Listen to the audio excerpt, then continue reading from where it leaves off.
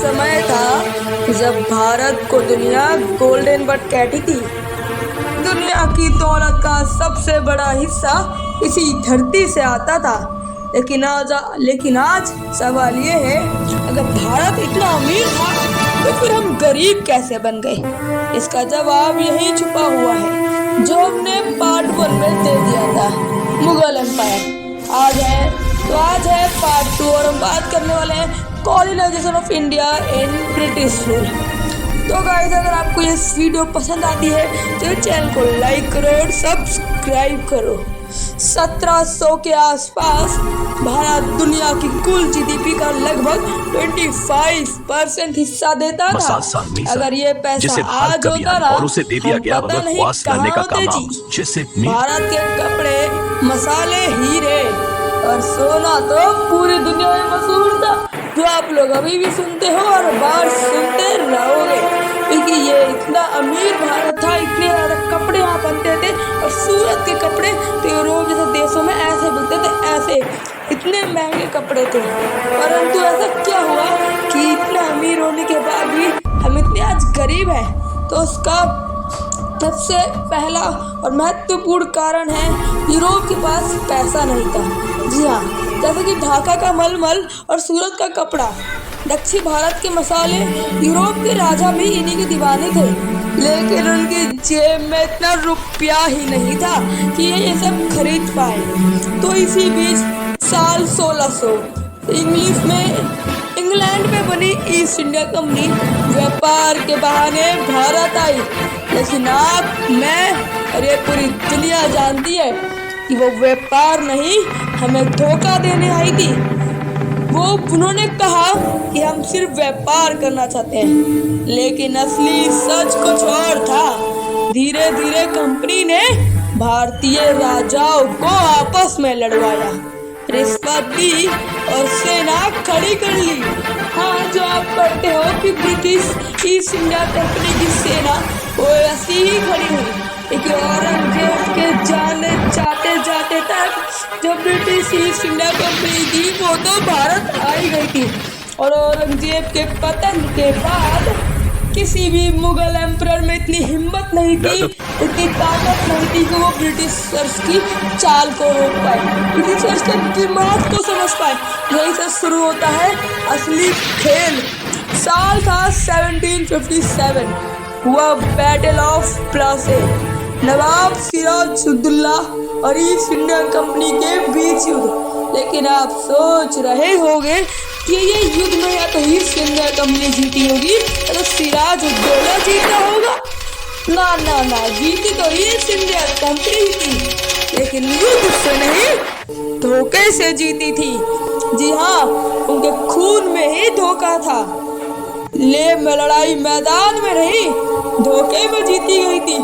मीर जफर जैसे गद्दारों ने नवाब को धोखा दिया और यहीं से भारत गुलामी की नींव पड़ गई। इन्हीं धोखेबाजों से उस समय हमारा भारत गुलाम बना था। उसके बाद आखिर ब्रिटिश रूल का असली मकसद क्या था? तो आज चलो जानते हैं। किसानों से भारी टैक्स। अब आप सोच रहे होंगे आखिर इन अंग्रेजों ने लूट कैसे की? और जो हम सुनते हैं कि इतना पैसा इंग्लैंड में गया, वो आखिर कैसे गया था? तो किसानों से भारी टैक्स लिया, उनको सताया, कारीगरों के हाथ काट दिए ताकि वे कपड़ा ना बना सके, भारतीय उद्योग खत्म कर दिया और सारा कच्चा माल इंग्लैंड भेज दिया। भारत से निकला पैसा इंग्लैंड की फैक्ट्रियों, रेलवे और शहरों में लगा। जहाँ यूरोप आज इतना डेवलप्ड है और हमारा इंडिया डेवलपिंग कंट्री है, वो उसी वजह से है। यूरोप, तुम आके हमारे पैर छुओ कि हमने तुम्हें ये सब जाने दिया, जिस कारण तुम वहाँ पर डेवलप कंट्री बन सके। तो आज पूरा एशिया का पूरे वर्ल्ड में सबसे ज्यादा रिचेस्ट कंट्री हम होते। परंतु तकदीर को कुछ और ही मंजूर था मित्रों। भारत आत्मनिर्भर था, लेकिन ब्रिटिश रूल ने जानबूझकर भारतीय उद्योग तोड़ा ताकि वो बिजनेस व्यापार ना कर पाए। भारतीय कपड़ों पर टैक्स और अंग्रेजी कपड़ों पर छूट। उन्होंने सुनते हो कि महात्मा गांधी जी ने आत्मनिर्भर बनने को बोला, लेकिन जब तक गांधी जी नहीं थे उस शताब्दी में जो भारतीय कपड़े थे उन पर भारी टैक्स लगाया गया, परंतु जो अंग्रेजी कपड़े थे उनको टैक्स फ्री कर दिया। हाँ, परिणाम क्या हुआ? भारत बेरोजगार हुआ और इंग्लैंड अमीर अमीर अमीर अमीर हुआ। और मित्रों, ब्रिटिश रूल के दौरान 30 से ज्यादा बड़े अकाल पड़े। अनाज भारत में था लेकिन भेजा इंग्लैंड गया। लाखों लोग भूख से मरे और अंग्रेज से पॉलिसी कहते थे कि हम राज कर रहे हैं, जो भारत का अनाज है वो वहां जाएगा क्योंकि हमने यहाँ फैक्ट्री लगा रखी है। इनका दिमाग तो देखो, वाह भाई वाह, हमसे ही पैसा लूट के हमारे ही देश वालों को गरीबी से मार रहे थे। ब्रिटिश सिर्फ जमीन नहीं चाहते थे, वो दिमाग भी चाहते थे। मैकुली शिक्षा प्रणाली लाई गई। अब आप सोच रहे होंगे ये शिक्षा प्रणाली क्या है? तो मित्रों, अगर हम आज अपनी संस्कृति के बजाय यूरोप के बारे में पढ़ें तो हम तो यही मानेंगे ना कि यूरोप कितना अमीर था, उसी ने सब कुछ किया है। तो वही अंग्रेजों ने भी लागू किया। अंग्रेजों ने शिक्षा प्रणाली लाई गई ताकि भारतीय अंग्रेजों के लिए काम करें। हमें हमारी ही संस्कृति से दूर किया गया, लेकिन हर अंधेरा हमेशा नहीं रहता।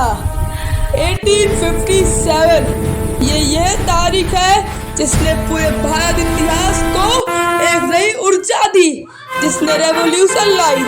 भगत सिंह, सुभाष चंद्र बोस और गांधी जी आजादी की आग धीरे धीरे फैलने लगी।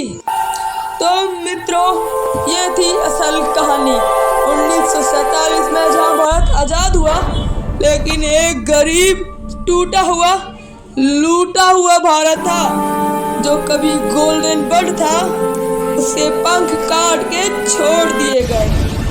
ये सिर्फ इतिहास नहीं, हमारे भारत का काला बनना थी। ये चेतावनी है, अगर हमें भविष्य बनाना है तो अतीत समझना पड़ेगा। यह था colonisation of India, British rule part 2 अंतिम वीडियो। तो मित्रों, अगली वीडियो आएगी कि आखिर अंग्रेज इंडिया से कितनी दौलत लूट गए और कैसे।